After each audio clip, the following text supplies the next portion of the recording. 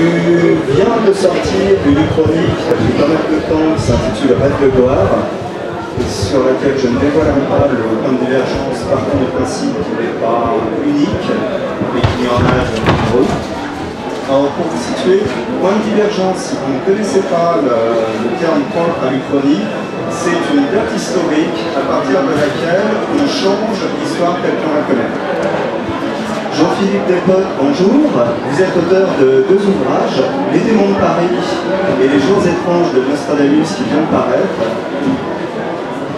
Dans les deux, vous amusez énormément avec l'histoire. Dans les souvenirs, Les démons de Paris débutent avec une présidente du Conseil au début de la France du XXe siècle, et en même temps avec toute une mythologie propre au paradis, à l'enfer, à un prêtre qui a la capacité de parler avec des esprits morts, et à Lénine, qui au début du XXe siècle était à Paris, et était en train de préparer, de concilier sa future révolution.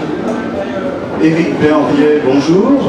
Donc vous êtes le spécialiste, on va se dire reconnu nationalement et internationalement du chronique, avec 2 essais parus sur la question, l'histoire revisitée, panorama de l'Uchronie sous toutes ses formes, aux éditions des Belles Lettres, et un petit livre sorti il y a 2 ans, 50 questions sur l'Uchronie, aux éditions Séquier.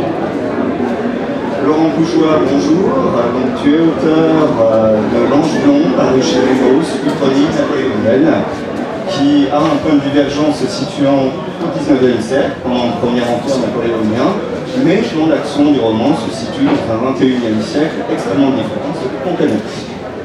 Eric Holstein, bonjour. Alors, si je ne dis pas de bêtises, tu as écrit 2 livres.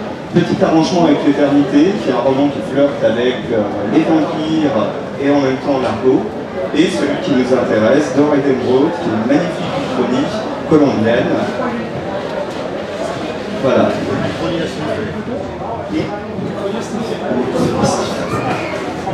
Monsieur Roland, merci pour cette analyse.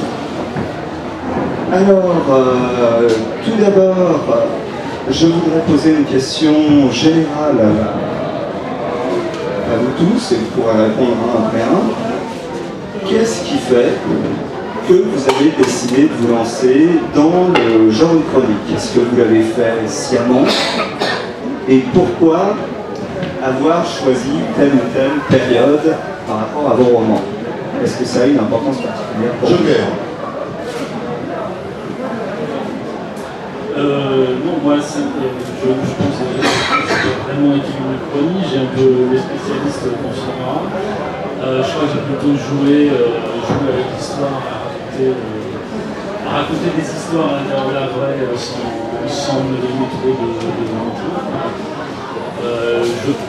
Après, si ça en fait une chronie ou pas, je trouve qu'il y a les 2 premières questions, je ne me suis pas du tout posé la question avant ça. J'ai plutôt une histoire en tête et un décor en tête dans lequel plonger mon histoire, et je me suis avec toutes les libertés que je me suis accordé à moi-même. Et c'est pour ça qu'on se retrouve avec une présidente au conseil en 1910. Mais je ne pense pas que ce soit une chronie, j'avais pas tout ça en tête. J'ai commencé avec la suite.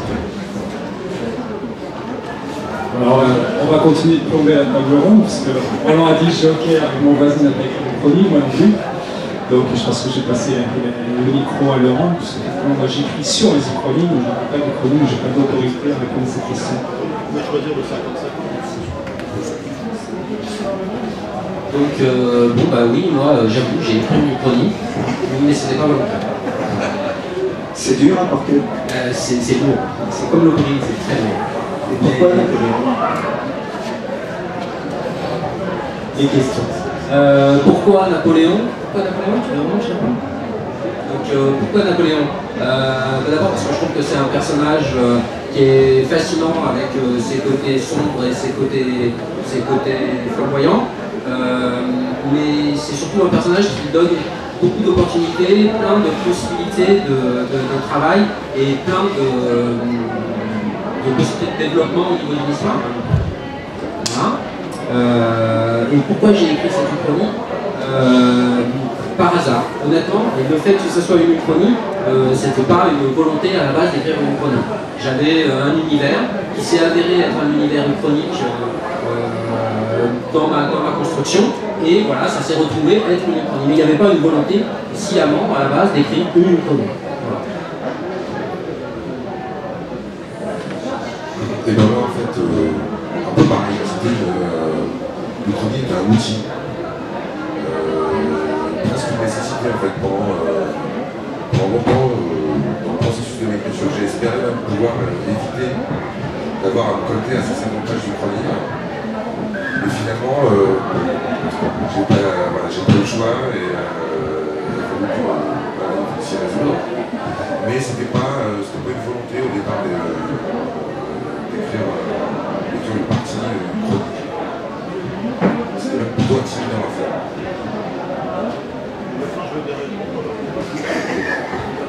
Parce que comme vous n'avez voulu écrire une chronique à la base, moi aussi totalement.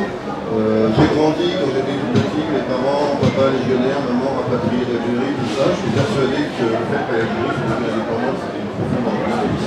À la maison, on baissait la voix pour dire le mot arabe, parce que c'était gros mot, on voyait ça. Bon, et puis à la maison, on n'était pas le général, le général. Donc, et le général a échappé quand même, si je me rappelle bien, à 17 tentatives d'assassinat. Le mec a eu le cul bordé de nouilles.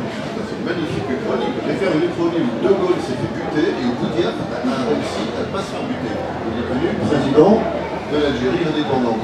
Voilà. À partir de là, comme écrire une simple uchronie sur le post-colonialisme, tout ça, ça ne marchait pas trop. Je me suis dit qu'il allait. J'ai réfléchi à ce qui se passerait si la société post-coloniale des Européens d'Algérie avaient été confrontés aux années 60, c'est-à-dire au sexe, à la drogue et au rock'n'roll. J'ai vidé la Casbah, j'ai mis des hippies dedans, et puis finalement je me suis dit que c'était super, parce qu'à partir de ce moment-là, je pouvais inventer non seulement toute une histoire, dire histoire, la grande histoire, mais plein de petites histoires. Et à ce moment-là, je me suis dit, mais finalement, la grande histoire, on n'a rien à foutre. Donc j'ai écrit plein de petites histoires de gens. C'est des gens, c'est des histoires de gens, c'est un roman, c'est comme des Giono, un peu quelque part.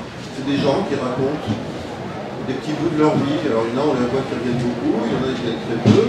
Et toutes ces voix, ça finit par créer une autre histoire avec un grand H, mais eux, ils ont voulu que des tout petits bribes. Personne dans le livre, il n'y a pas un seul personnage qui a une vision globale de ce qui s'est passé en Algérie, aussi bien pendant la guerre qu'après la fin de la guerre, qui donc finit légèrement différemment.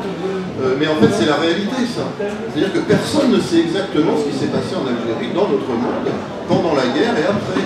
L'histoire de la guerre d'Algérie, l'histoire de l'Algérie, des débuts de l'Algérie indépendante, reste à écrire. J'ai voulu écrire un livre aussi sur l'impossibilité d'écrire l'histoire de la guerre d'Algérie. Et là, pour faire ça, que ce soit une uchronie ou pas, finalement, ça ne faisait aucune différence. En fait, ça, oui, c'est ça, c'est un livre sur l'impossibilité d'écrire l'histoire. Finalement, on parle souvent de genre uchronique, mais vous entendez tous, le genre est subsidiaire, j'ai presque envie de dire. L'uchronie, pour vous, c'est avant tout, c'est un style, c'est un effet d'écriture permettant de donner une direction à un roman à un moment ou à un autre. Moi, je dirais non, mais je pense que Eric a une opinion là-dessus et que c'est à lui qu'il faut d'abord poser la question. Je pense que, excusez-moi, je pense que tout a été dit là quand même par les personnes à un plateau qui donne différents exemples. L'Uchronie est un outil, hein, c'est ce qu'elle dit. Je pense que je suis tout à fait d'accord, même si par facilité d'analyse, j'emploie souvent le terme genre uchronique, histoire de repérer le décor. C'est pas un genre. Il y a des westerns uchroniques, il y a des polars uchroniques, il y a des fresques uchroniques. Il y a du porno uchronique, je citais tout à l'heure à table, très mauvais, comme tout le reste. Et c'est un outil qu'on peut analyser sous deux angles. Quel message veut passer l'auteur à son lectorat, première analyse, et pourquoi lui-même a-t-il eu recours à cet outil par rapport à, Roland vient d'évoquer sa vie personnelle, il avait une raison personnelle à aborder ce thème, pour les autres je ne sais pas, et vous avez peut-être aussi dans cet outil que tu as eu tout à l'heure, c'était peut-être une forme d'exotisme, de dépaysement. Laurent a évoqué un décor, un arrière-plan. Bon. Donc il y a quand même les deux angles. Il y a l'angle de ce que l'auteur d'Uchronie adresse à son public, on parle bien de fiction dans mon propos, je ne parle pas d'essai d'historien. Et puis il y a également ce pourquoi il a choisi ce thème-là plus particulièrement, qui est comme tout écrivain, finalement, il exploite un thème, il a ses raisons.